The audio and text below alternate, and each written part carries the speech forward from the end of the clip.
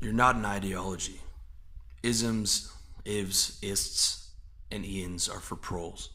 Isms, ifs, ists, and ians are what the classes sell the masses.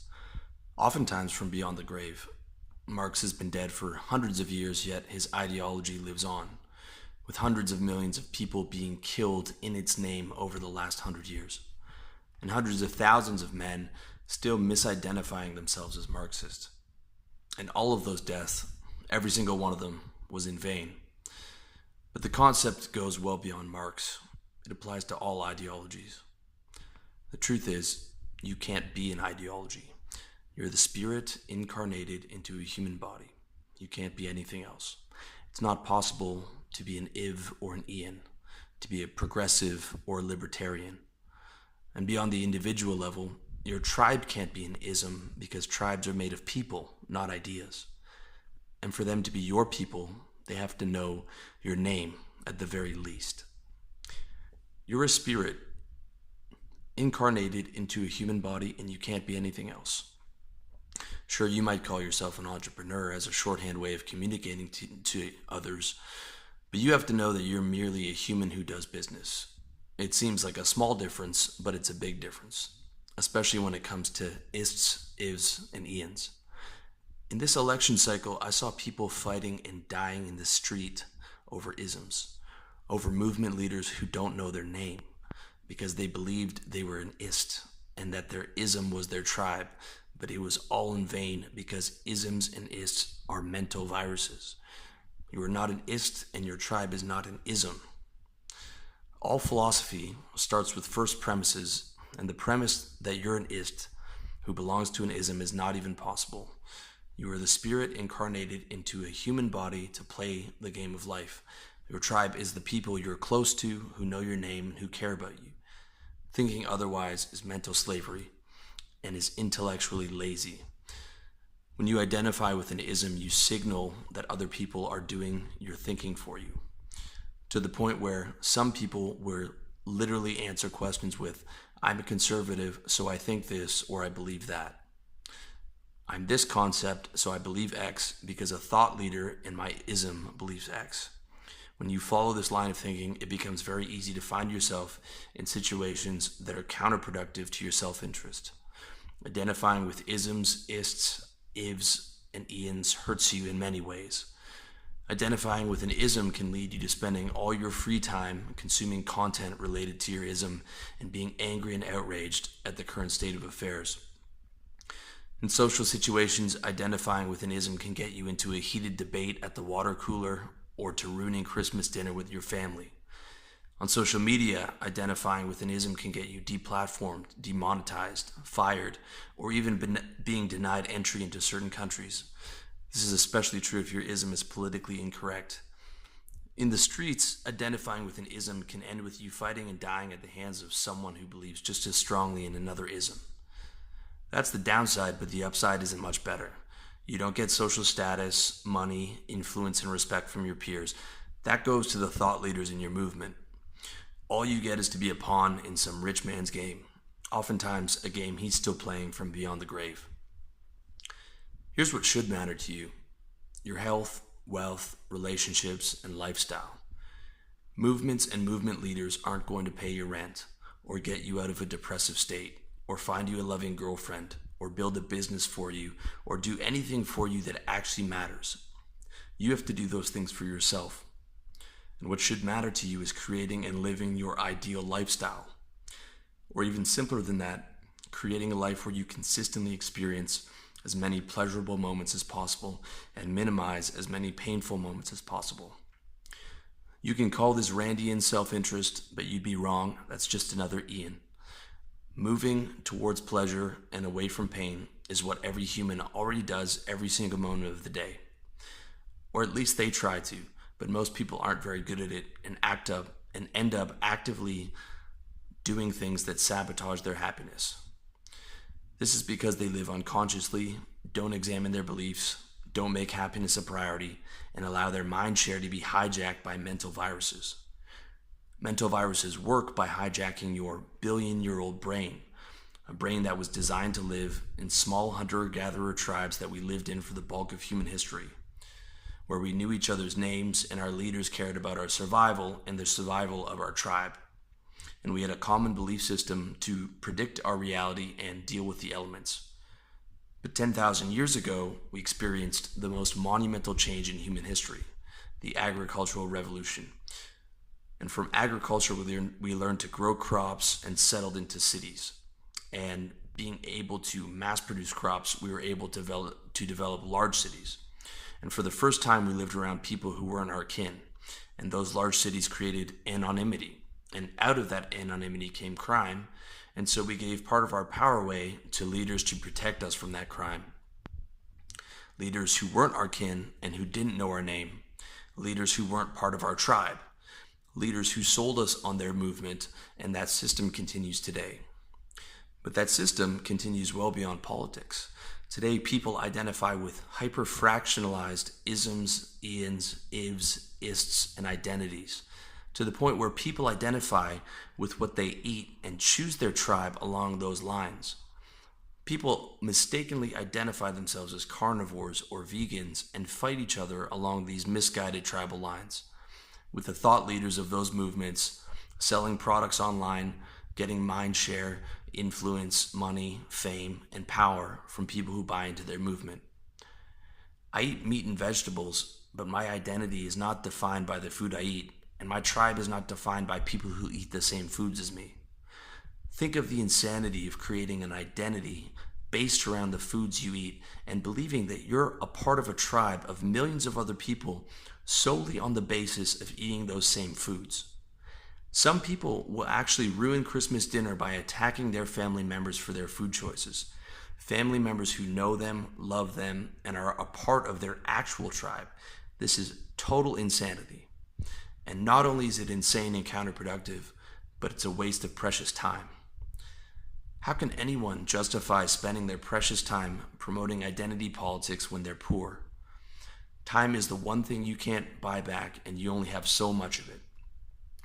And the prime of your youth is the time when you have the most energy. That precious energy and time needs to be devoted to building your financial freedom. This is especially true if you plan to have a family of your own and plan to take care of your parents in their old age.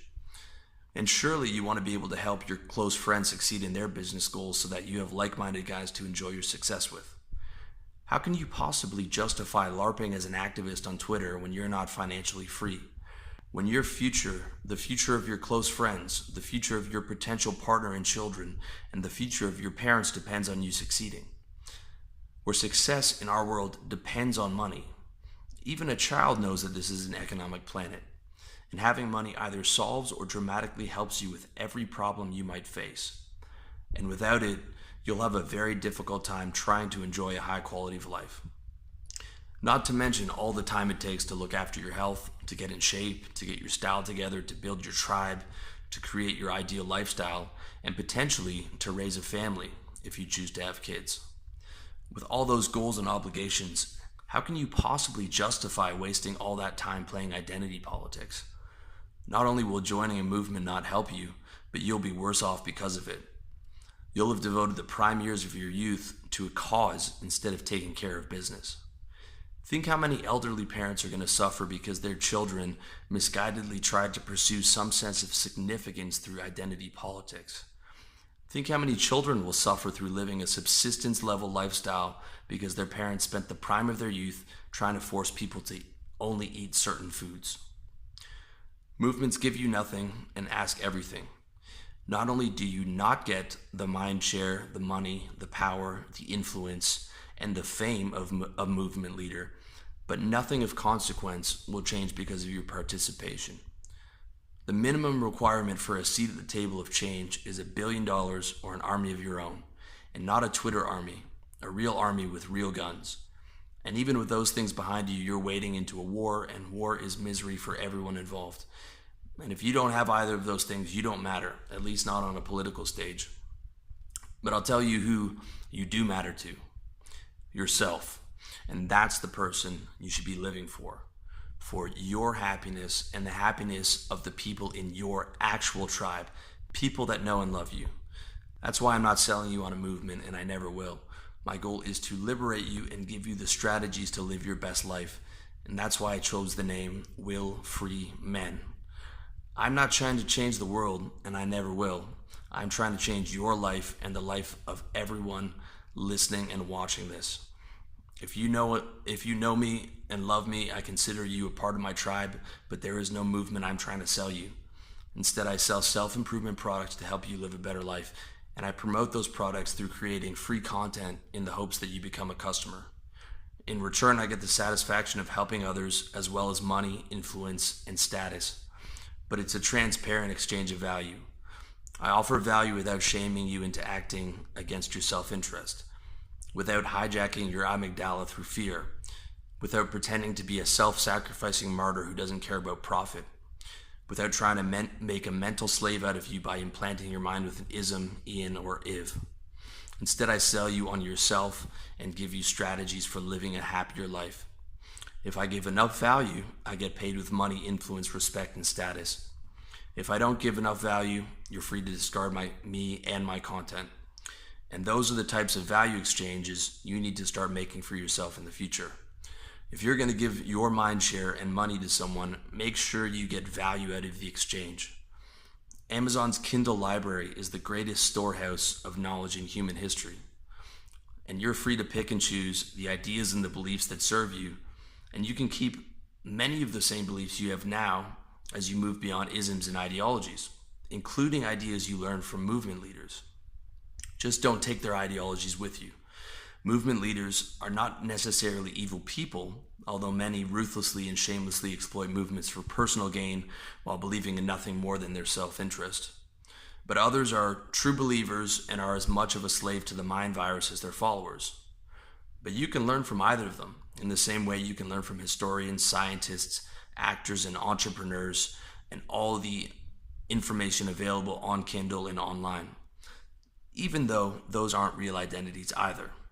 And you can pick which beliefs and ideas serve you and discard the rest. With that said, if you're able to move beyond ideologies, don't expect other people to do the same. The first rule of Fight Club is don't talk about Fight Club. You can still use the words other people use just as long as you understand the difference. In fact, I would recommend that you do use the words other people use, and that you play the game of being a normal person with strangers, distant relatives, and clients, especially with clients because clients give you money.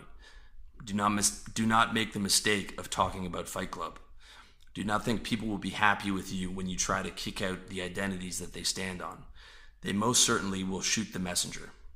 If you try and take a fanatic progressive to task for allowing an ism to hijack their reality, expect the response to be white-hot rage.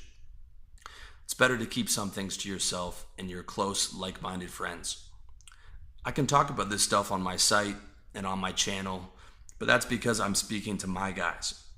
In my real life, I don't talk about the deeper truths of life with anyone but my close friends. Forget about trying to force the truth down people's throats. It's a waste of time and potentially dangerous. Instead, focus on playing the game of life to the best of your abilities. Although nationalism and nations are ideas, you still have to pay your taxes because jail is real. Although nationalism and nations are ideas, you still need to follow the law because guns are real. Although capitalism, communism, and fascism are isms, I'd still rather live where people believe in capitalism. I go where I'm treated best and have no plans to move to North Korea. I prefer to live where people believe in money instead of a place where people believe that the state owns all the goods and services. But just because I prefer to live in a country where other people believe in capitalism doesn't mean I identify as a capitalist. I identify as a human who does business selling goods and services in the free market. That's my reality, being a human who produces and sells content online.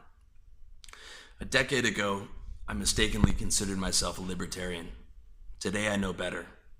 But I still want to live in a country that has low taxes and a healthy respect for free enterprise. Or at the very least, a country that doesn't tax foreign-sourced online income. Even though I know that nationalism is just another ism. But I respect other people's beliefs, and you should too. Don't make the mistake of being dumb smart and blurting out truths that don't serve your best interests. I was born on a part of God's green earth where people identify as Canadian. I know that Canada is an idea and that it's defined by lines on a map. I know that the map is not the territory. I know that I'm not Canadian, and I've discarded all the baggage that comes with nationalism. But if a stranger asks me my nationality, I'll say Canadian, because I'm not going to start a fruitless conversation with a stranger about isms, ifs, ians, and ists. Not only will it not go anywhere, but most people will find my line of thought rude or annoying, and that goes against my strategy of creating happy experiences for myself and others. When you're in the Matrix, use the Matrix's words, even if you can see the code. And this is especially true when you're speaking with powerful people. The police officer who pulls you over does not want to hear a lecture on ideologies. Neither does the customs officer. When the customs officer asks for my passport and nationality, I will respectfully give him what he wants. I give the people with all the guns what they want because I like not going to jail. I don't pick fights with powerful people, and neither should you. Nationalism and governments might be ideas, but the guys with guns are real. And the same logic applies to powerful people aligned with other movements and other ideologies. Do not make the mistake of thinking that other people's rules don't apply to you just because you don't believe in them. Follow the laws of the land, even if you don't believe in the rules. You'll find that most of the laws are things you would do anyways when you align your wants with your happiness. When you align your wants with your happiness, you probably won't want to do things that hurt others. So don't worry about handing your passport over to customs, and don't make a fuss. A player in the game of life doesn't pick battles with powerful people. Be a player in the game of life. Not in the sense of picking up another ideology, but in the sense of playing the game of life as a strategy for maximizing happiness. When you see the game for what it is, it becomes crystal clear that you either play or get played, and that playing for happiness is the most logical thing you can do. Not fighting unnecessary battles because you let your mind get hijacked by an ideology, or because you removed yourself from an ideology and think that you shouldn't have to play the game. A player in the game of life always aims to play the right card at the right time. A player in the game of life chooses the path of least resistance to get to his destination. So in summary, you are not an ism, an ist, an ian, or an iv. Those are traps that get you nothing and take everything. You are not the country you were born into. The country is a map of the territory you live in. The territory is the direct experience in living in that particular part of God's green earth. You're not even your job title or your car or the money you have in the bank.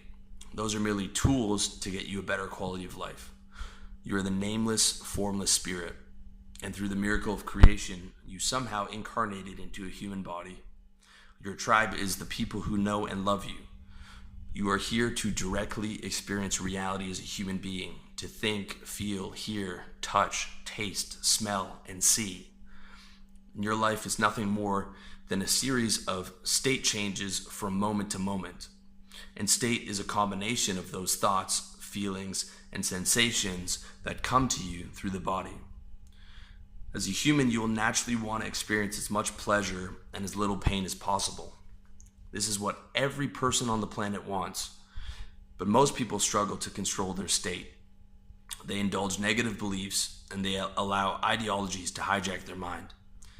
They allow those negative beliefs and ideologies to spoil the natural, happy way of living they had as a child. So since you naturally want to experience pleasure and avoid pain, the most logical way to live is to create a lifestyle based around living in the best available state at all times, and being able to extend that state and that lifestyle to the people who know you and love you. I call this playing the game of life.